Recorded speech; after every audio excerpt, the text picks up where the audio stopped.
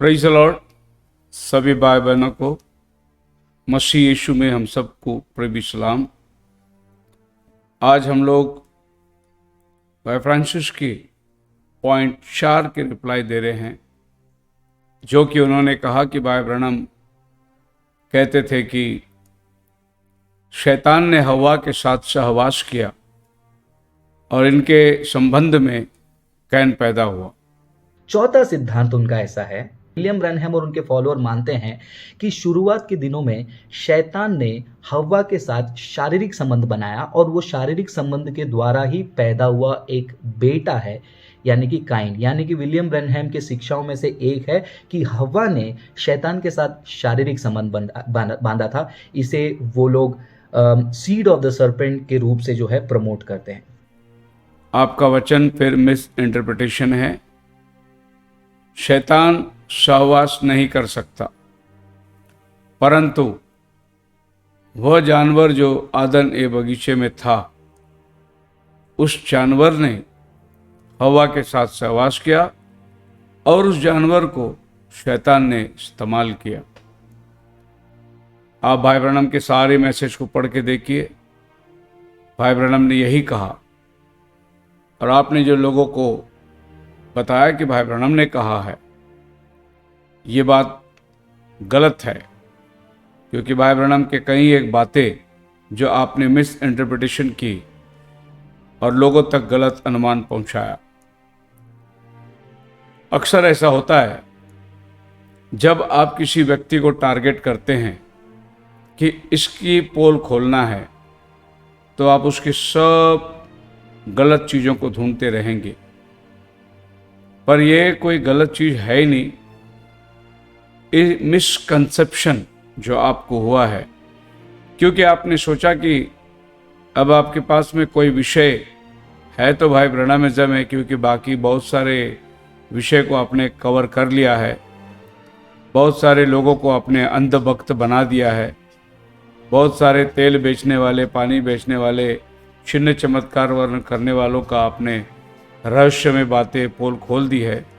अब आपका पास विषय ब्रैनमिज़्म का आया और आप भाई ब्रैनम को इस तरीके से लोगों के सामने रख रहे हैं कि वो एक कल्टिस्ट है और ब्रैनमिज़्म जो है एक अलग प्रकार की सिद्धांत है।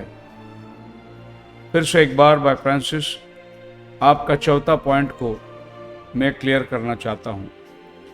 होते होते ये 10 पॉइंट क्लियर होने के टाइम मैं बहुत सारी बातें आपके पास लेकर आऊँगा कि आपने लोगों को ये भी बताना है कि 1954 में भाई ब्रैनम बॉम्बे में थे। उनकी बहुत बड़ी मीटिंग हुई थी बॉम्बे में। उसके ऊपर उन्होंने एक मैसेज भी प्रचार किया है और उसके ऊपर किताब भी लिखा है, अ प्रॉफिट्स विजिट टू इंडिया।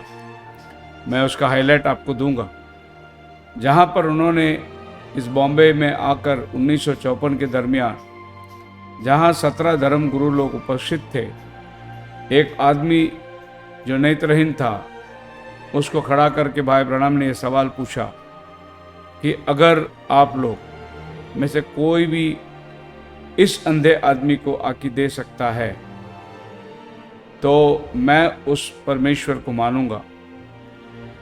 मैं भी नहीं दे सकता, लेकिन मैं जिस यीशु को मानता हूं वो इस अंधे आदमी को आंखें दे सकता। और इतनी बड़ी भीड़ के आगे, जो कि भाई ब्रैनम अपने शब्दों में बताता है कि 5 लाख से भी अधिक लोग थे। भाईकला इस एरिया में नागपाड़ा, जहां यूम मेमोरियल चर्च से लेकर बॉम्बे सेंट्रल तक का और जे हॉस्पिटल तक की पूरी जगह जो एक मैदान थी, जहां पर इतने लोग बैठे हुए थे। कहीं एक गवाही अभी भी जो लोग जीवित थे थोड़े दिनों तक, मैं उनकी भी विटनेस आपको दूंगा, जो लोग उस मीटिंग में मौजूद थे 1954 में। खैर, वो आने वाले एपिसोड में हम लोग आपके सामने लाएंगे, पर इस एपिसोड में पॉइंट नंबर 4 को हम लोग दर्शाएंगे। Genesis chapter 3 verse 1। Now the serpent was more subtle than any other beast of the field which the Lord God had made. And he said unto the woman, Here hath God said that ye shall not eat of every tree of the garden.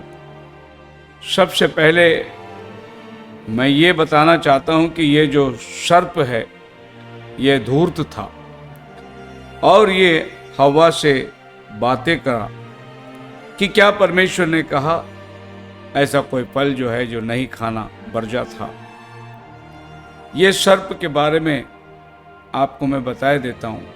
एक ऐसा प्राणी जो सामान्य नहीं था, ये बोलता था, ये इंसान की तरह चलता था, ये इंसान की तरह बर्ताव करता था और एक जानवर की दुनिया और इंसान की दुनिया के बीच में एक ऐसा प्राणी था जिसको बाइबल सरपेंट कहती है। श्राप देने के बाद ये रेंगने वाला जंतु बना, पर उसके पहले ये इंसान की तरह था, दो पैरों पे चलता था। इसको दिया हुआ कर्स अगर आप बाइबल में पढ़ोगे तो आपको सब नजर आएगा कि ये जानवर क्या था। पर हमारा विषय वो नहीं है। हमारा विषय है कि शैतान और हव्वा के संबंध में कैन पैदा हुआ। कैन आदम का बेटा नहीं था, सरपेंट सीड था। ये विषय के ऊपर हम लोग बात कर रहे हैं। आप देखेंगे द सरपेंट वॉज मोर सब्टिल। मोर सब्टिल मतलब सभी प्राणियों से धूर्त था और ये बात करने वाला एक जानवर था। इसने हवा से बात किया। हवा का जवाब क्या था इसका परिणाम में? उत्पत्ति 3 अध्याय 13 वचन के अंदर, and the Lord God said unto the woman, what is this thou has done? ये तूने क्या किया? And the woman said, the serpent beguiled me and I did eat. हवा ने कहा, सर्प ने मुझे बहका दिया। बहकाने का मतलब इंग्लिश वर्ड है बिगाइल्ड। बिगाइल्ड वर्ड को अगर आप डिक्शनरी में चेक करोगे, it is a past tense, charm और enchant someone often in the deceptive way. He beguiled the voters with his good looks. मतलब किसी को अपने वंश में लाना या किसी को भरमाना या किसी को गलत तरीके से फंसाया जाना, यही बिगाइल्ड शब्द का अर्थ निकलता है। सो हवा का कहना था, सर्प ने मुझे फंसाया। अब जब बात फल खाने की थी तो फंसाने वाली बात क्या थी? क्योंकि सर्प ने भी एक संदेश हवा के पास लाया था कि जब तुम फल खाओगे तुम्हारे आंखें खुल जाएगी और तुम परमेश्वर के समान हो जाओगे। ये वाला संदेश शैतान ने लाया था और पहला वाला संदेश को नाकार के इस संदेश को अपनाने के लिए शैतान ने उसको मजबूर किया। इसी को कहते हैं फुसलाया या भरमाया या बिगाइड। 1 तिमोथियुस चैप्टर 2 वर्स 14, जहां पर हम देखते हैं पॉल कहता है, एडम वॉज नॉट डिसीव्ड। आदम भरमाया ना गया, बट वुमन बीइंग डिसीव्ड, स्त्री भरमाने में आकर अपराधिनी ठहरी। यहां पौलुस भी वही शब्द को इस्तेमाल करता है जो हव्वा ने शैतान के लिए इस्तेमाल किया था कि उसने मुझे भरमाया। और पौल कहता है कि आदम भरमाया ना गया, हवा भरमाई गई और अपराधिनी ठहरी। अब ये तो जेनेसिस है और ये पौलुस की पत्री है, लेकिन इनकी लैंग्वेज देखो। जो इंसिडेंट्स उस बगीचे में हुआ है उसकी लैंग्वेज देखो, आपको समझ में आएगा कि एक ही घटनाओं के बारे में वो बात कर रहे हैं। 2 कोरिन्थियन चैप्टर 11 वर्स 3 में पौल फिर से एक बार कहता है, but I am afraid that as Eve was deceived by the serpent's cunning, your minds may somehow be led astray from your sincere and pure devotion to Christ. फिर कोरिन्थियों की कलीसिया को पौल चेतावनी देता है, मुझे इस बात का डर है, जैसा हवा बहकाया गया सर्प के द्वारा, वैसा तुम्हारा मन ना बहके और सच्चाई से मुड़े। जो प्रभु यीशु के प्रति तुम्हारा शुद्ध विवेक है वो खराब ना हो, यहां पर भी पौल उसी शब्द को इस्तेमाल करता है, बहकाया गया। मुझे डर है, मतलब कलीसिया को बहकाया जाने का डर पौलुस को है। हवा एक प्रकार की कलीसिया थी आदन ए बगीचे के अंदर, फर्स्ट चर्च हम बोल सकते हैं उसको। दूसरी कलीसिया ये धरती में थी मरियम, जिसको हम लोग बोल सकते हैं कि जहां हवा छुप गई वहां मरियम ने काम करके दिखाया।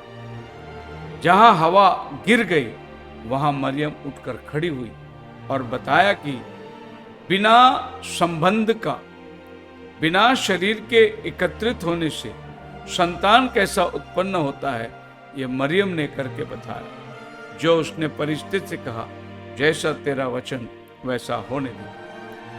पहला यूहन्ना की पत्री 3 अध्याय का 12 वचन कहता है, not as Cain who was of that wicked one, और कैन के समान ना बने जो उस दुष्ट से था। दुष्ट वेयरफॉर स्लीव हिम, जिसने अपना भाई का घात किया, क्योंकि उसके काम बुरे थे और उसके भाई के काम भले थे। अब बुरा और भला काम के बीच में दो भाई लोग हैं, एक भाई का घात करता है। अब जिसने घात किया उसका नाम कैन, उसके बारे में बाइबल बोलते हैं कैन के समान ना बने, वो दुष्ट से था। मतलब कैन का वंशावली दुष्टता के पास चली जाती है। मैं आपको वंशावली के बारे में बताऊंगा। लूक 3 अध्याय का 38 वचन, यहां पर वंशावली आदम की ऐसे लिखी है, which was the son of Enosh, which was the son of Seth, which was the son of Adam, and which was the son of God. So Bible कहता है गॉड, उसके बाद नेक्स्ट एडम, उसके बाद नेक्स्ट शेथ, उसके बाद Enosh. मतलब Enosh, Sheth, आदम और परमेश्वर। अब देखिए शेत जो है यह आदम का तीसरा बेटा है, परंतु शेत का नाम आ गया, कैन का नाम नहीं आया। आबेल तो मर गया, आबेल का नाम नहीं आ सकता, पर पहला बेटा कैन का नाम आना चाहिए। आदम का बेटा कैन नहीं, परंतु शेत का नाम आया। कैन का नाम को प्रभु ने निकाल दिया। उसी तरीके से उत्पत्ति 5 अध्याय उसका 3 वचन में आप जाओगे, फिर आदम का लीने जाता है। Adam lived 130 years and begat a son in his own likeness। अपने स्वरूप में, अपने समानता में आदम 130 वर्ष के होने के बाद एक पुत्र को जन्म दिया, his own likeness and after his image, and called his name Seth। अपने स्वरूप में, और उसका नाम उसने शेत रखा। अभी आप देखिए कि आदम का वंशावली जो उत्पत्ति 5 अध्याय में दिया गया है, वहां भी शेत, कैन का नाम नहीं है, शेत आ गया। कैन को प्रभु ने निकाल दिया। फिर आप यहूदा की पत्री उसका 14 वचन, जो कि एक ही चैप्टर है, वहां लिखा हुआ है, and Enoch also the 7th from Adam, और हनोक जो आदम से 7वां पीढ़ी। भाई फ्रांसिस, आप अगर कैन का नाम जोड़ देंगे तो हनोक 8वां पीढ़ी में चला जाएगा। तो आप बाइबल के 2-3 जगह में आपको तड़जोड़ करना पड़ेगा, क्योंकि बाइबल ने कैन को पहले से बाहर निकाल के रख दिया। इसीलिए ऐसा लिखा गया है, हानोक आदम से 7वां पीढ़ी। जब आप आदम से 7वां पीढ़ी गिनेंगे, सो आदम, शेत, एनोश, केनान, महालेल, जारेद, एनो, 7। अभी हम लोग ऐसा गिनेंगे, आदम, उसके बाद में कैन, फिर शेत, फिर एनोश, फिर केनान, महालेल, जारेद, एनो, 8वां पीढ़ी। तो बाइबल कहती है 7वां पीढ़ी एनोक, मतलब यहां पर कैन को निकाल दिया गया। अब उत्पत्ति की कनेक्शन आप सीधे जोड़ के, क्योंकि बाइबल एक ही है, बाइबल में हर जगह एक ही बोली होगी, अलग अलग बात बाइबल नहीं करता। जहां उत्पत्ति में वंशावली में उसे नहीं जोड़ा गया, तो आखिरी किताब जूड में भी उसका नाम का जिक्र नहीं आया, सीधे 7वां वंश में जो हानोक है, जबकि वो 8वां होता है, पर बाइबल ने उसको 7वां बनाया। अब आपने कहा कि शैतान ने हवा के साथ सहवास किया। शैतान ने नहीं किया, वो जानवर ने सहवास किया जिसका नाम था सरपेंट, और वो धूर्त था। अभी जो प्रतिपल है उसका वो क्या है? भजन संहिता 127 अध्याय उसका 3 वचन में लिखा है, lo children are an heritage from the Lord and the fruit of the womb is his reward. गर्भ का फल। आज तो सारा दुनिया परेशान है, क्रिश्चियन साइंस भी इस बात की खोज में है कि वो कौन सा फल था जिन्होंने खाया। कोई बोलता एप्पल था, कोई बोलता एप्रिकॉट था, कोई बोलते ये इसको एडम्स एप्पल, आदम फल खाया यहाँ फंस गया इसके लिए एडम्स एप्पल बोलते। कोई लोग बोलते वो दूसरा फल होगा। और मैंने कहीं एक रेवलेशन भी सुना, तो वो रेवलेशन में ऐसा प्रचार किया गया, वो भी यूट्यूब में पड़ा हुआ है। कहते हैं कि वो जो फल था वो क्या था, तो उसका नाम बोला पपैया। पाप आया पपैया। तो ये अजीब सा डॉक्ट्रिन है। अगर उस दिन पपैया खाया तो पाप आया, तो आज क्यों लोग पपैया खा रहे? आज पपैया मार्केट में बिक रहा है, ये क्या पाप लाने वाला फल है? पर लोग ऐसा प्रचार कर रहे हैं कि उस दिन आदम हो रहा क्या खाना चाहिए, पपैया खाया होगा क्योंकि पाप आया। गलत है। वैसे अगर इंग्लिश में देखा जाए तो आपको दूसरा नाम मिलेगा, हिंदी में दूसरा नाम मिलेगा। किसी के नाम से आप लेकर उसको वहां तड़जोड़ नहीं कर सकते। वो फल क्या था? बाइबल बोलता है वो फल था गर्भ का फल, क्योंकि जब उन्होंने फल खाया भले और बुरे के ज्ञान से, हवा गर्भवती पाई गई। उत्पत्ति 3 अध्याय 15 वचन में लिखा है, I will put enmity between the and the woman. मैं तेरे और स्त्री के बीच में बैर उत्पन्न करूंगा। Between Dai seed and her seed, तेरा बीज और उसका बीज। हिंदी में लिखा है तेरा वंश उसका वंश। वंश नहीं है, बीज है। मतलब यह है हवा के गर्भ में 2 बीज गई, एक आदम का बीज, एक सर्प का बीज। ये 2 बीज हवा के गर्भ में गई और 2 संतान पैदा हुए। एक था आबेल, एक था कैन। अब आबेल का जन्म और कैन के जन्म, ये दोनों के पैदाइश में बाइबल क्या कहती है? आप अगर बाइबल पढ़ते हैं, उत्पत्ति 4 अध्याय, वहां पर लिखा है, and Adam knew Eve his wife and she conceived and bare Cain and said, I have gotten a man from the Lord. और आदम ने हव्वा को जाना और कैन को, वो गर्भवती हुई, कैन को जन्म दिया। और हव्वा ने कहा, मैंने प्रभु की ओर से एक पुरुष पाया है। आई have gotten a man, MAN, पैदा बच्चा हुआ, लेकिन उस बच्चे को बोला गया मैंने पुरुष पाया है।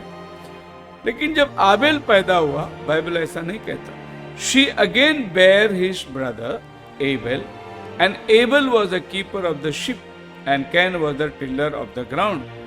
आबेल पैदा हुआ तो हवा ने ऐसा बोला नहीं मुझे पुरुष मिला करके, लेकिन जब कैन पैदा हुआ तो हवा ने बोला मुझे पुरुष मिला है प्रभु की सहायता से।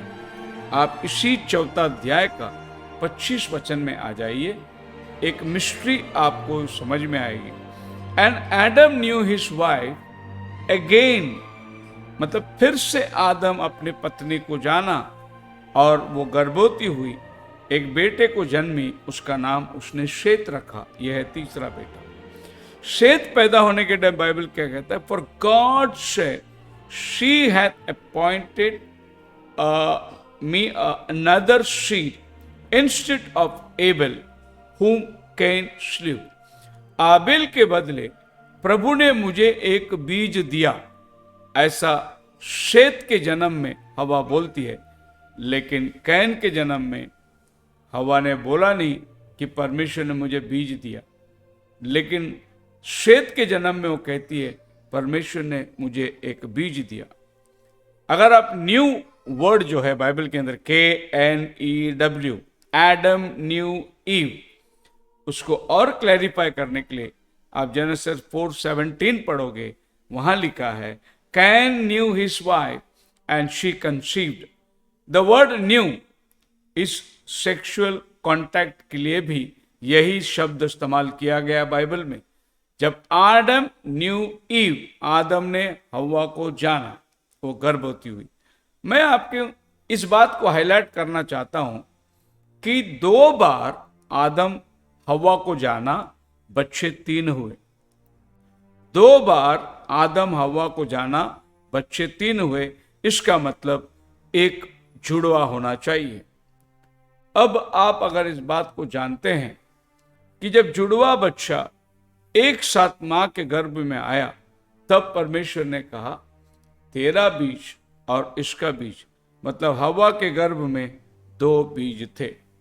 जब कैन पैदा हुआ तो प्रभु इस तरीके से वर्णन किया गया बाइबल में, Adam knew his wife and she conceived and bare Cain and I said I have gotten a man from the Lord. हव्वा जानती थी कि ये जो बच्चा हुआ है ये कौन है और किसके तरफ से है, क्योंकि कैन जो है दुष्ट से था। परंतु उत्पत्ति 4:25 में प्रभु शेत को कहता है मुझे एक बीज मिला, और शेत पैदा होने के टाइम पे बाइबल कहता है आदम के स्वरूप में, आदम के समानता में उसको एक बालक उत्पन्न हुआ और उसका नाम उसने शेत रखा। अब मेरा सवाल, भाई फ्रांसिस, ये तो बात आपको क्लियर हो गया कि भाई ब्रैनम ने ऐसा नहीं कहा था, शैतान ने हवा से संबंध किया, नहीं, जानवर ने हवा से संबंध किया। तो ये शब्द आप वापस ले लो, क्योंकि शैतान संबंध करने के लिए उसके पास शरीर नहीं है। उदाहरण के लिए जब भी यीशु मसीह के पास में सदूसी फरूसी आए, एक तो पुनरुत्थान को मानते थे और फरूसी सदूसी पुनरुत्थान को नहीं मानते थे। इन्होंने एक छोटा दृष्टांत प्रभु के पास रखा, कहा कि ये औरत ने अपने पति मरने के बाद उसके दूसरे भाई से शादी किया, वो भी मर गया, तीसरे भाई से शादी किया, वो भी मर गया, 7वें भाई से शादी किया, आखिर ये औरत भी मर गई। जब ये पुनरुत्थान में जी उठेंगे तो ये किसकी पत्नी बनेगी? प्रभु यीशु मसीह ने उन सदूसी फरीसियों को कहा तुम भूल में पड़े हो। जब हम जी उठते हैं तो हम फरिश्तों के समान होंगे। फरिश्तों का समान होने का मतलब वहां शादी ब्याह नहीं होगी, वहां स्त्री और पुरुष नहीं होंगे। यहां बाइबल हमें यह बात को साबित करता है कि जो फरिश्ते होते हैं वो ना तो पुरुष होते हैं, वो ना स्त्री होते हैं। इसीलिए बाइबल में ये बात को कहा गया है कि जब हम जी उठेंगे उस समय में हम फरिश्तों के समान होंगे, मतलब वहां पर शादी ब्याह नहीं होगी। इसका मतलब जब लूसीफर आसमान से गिरा दिया गया था, लूसीफर एक फरिश्ता था, तो जब फरिश्ता कोई स्त्री के साथ संबंध नहीं कर सकता तो शैतान भी एक फरिश्ता था, स्त्री के साथ संबंध नहीं कर सकता। इसीलिए उसने एक जानवर का सहायता लिया, जिस जानवर को श्रापित किया गया। मतलब ये सोचिए कि शैतान को श्रापित नहीं किया गया। प्रभु ने शैतान को नहीं बोला तू पेट के बल चलेगा, तू मिट्टी चाटेगा, तेरे और उसके अंदर। शैतान से नहीं कहा, वो जानवर से कहा प्रभु ने, जो जानवर हव्वा को भरमाया। वो जानवर के बारे में और विस्तार बाइबल में है, परंतु प्रभु ने वो जानवर को मिटा दिया कि दोबारा इसका ये काम नहीं होना चाहिए। एक और उदाहरण मैं आपको देता हूं। प्रभु यीशु मसीह ने उदाहरण दिया कि एक आदमी स्वामी के पास आकर कहा कि स्वामी, दुश्मन ने जंगली बीज बोकर चला गया है खेत में, हम जाकर उसे उखाड़े।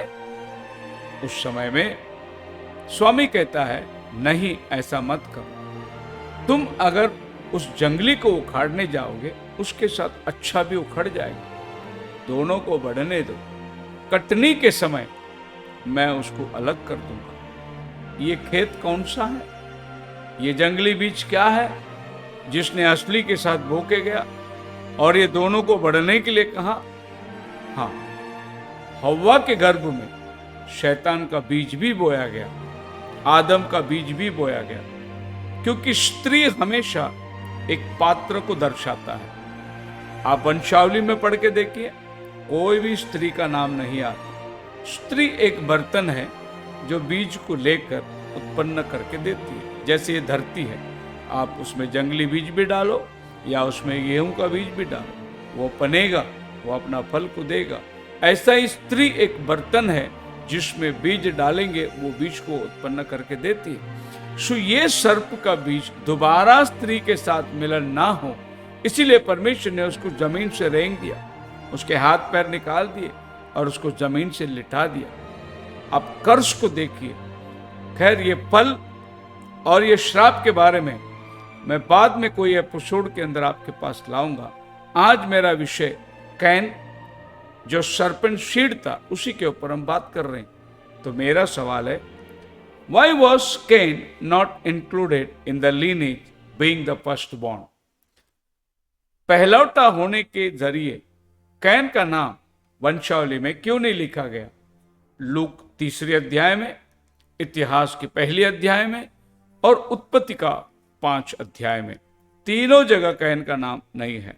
दूसरा सवाल, why was Cain not called the seed instead of man? क्यों कैन पैदा हुआ तो हव्वा ने बोला बीज नहीं, पुरुष हुआ, और जब शेत पैदा हुआ तो उसने बोला बीज हुआ, पुरुष नहीं? दोनों भी तो जन्म बालक के रूप में हुए थे, लेकिन एक को हव्वा ने बीज के रूप में ग्रहण किया और एक को उसने पुरुष के रूप में ग्रहण किया। मेरा तीसरा सवाल, how can Adam new twice and children born 3? ये कैसे हो सकता है कि आदम ने 2 बार हव्वा को जाना, बच्चे 3 हुए? तो आपको मानना पड़ेगा एक बच्चे जुड़वे थे। चौथा, why was can called? He was from the wicked one. Can के बारे में क्यों बाइबल कहता है वो उस दुष्ट से था?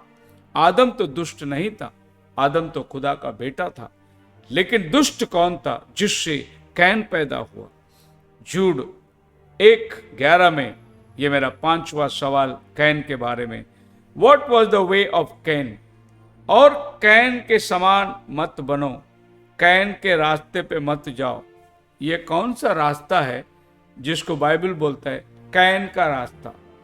हमको मालूम है बालाम का भी रास्ता था, पर कैन का रास्ता कौन सा रास्ता है? मसीह में मेरे प्रिय लोगों, इस वीडियो को सुनने वाले आप भी इसकी स्टडी करो। जितने मैंने हवाले दी है इसको स्टडी करो। इसके बजाय, इसके कमेंट्स डालने के बजाय इसको आप स्टडी करो। जैसे कि मैं सलाह दूंगा, भाई फ्रांसिस, आप जितने गलती निकालने में टाइम गवाया, इतना ही टाइम अगर आप भाई ब्रैनम के मैसेज पढ़ते, शायद आपके आंखें खुल जाती और उस महान परमेश्वर का वक्ता जो इस 20वीं सदी में भेजा गया, कितना अद्भुत काम उसके द्वारा, कितने सारे मर्म उसके द्वारा प्रभु ने खोल दिया। कोई प्रचारक ने, जैसे नबी भाई ब्रैनम के जीवन में हुआ था, ऐसा कोई भी सेवकाई आप नहीं देख सकते। मैं इसका पूरा आधार आने वाले एपिसोड में आपको दूंगा, पर इस पॉइंट नंबर 4 को मैं आपके सामने रखता हूं कि शैतान ने सहवास नहीं किया, बीस्ट सर्पेंट ने सहवास किया। पैदा हुआ कैन, उसी को सर्पेंट सीड करके भाई ब्रैनम ने बोला, और बाइबल भी यही बोलता है। खुदावन आपको आशीष दे। धन्यवाद। आमीन।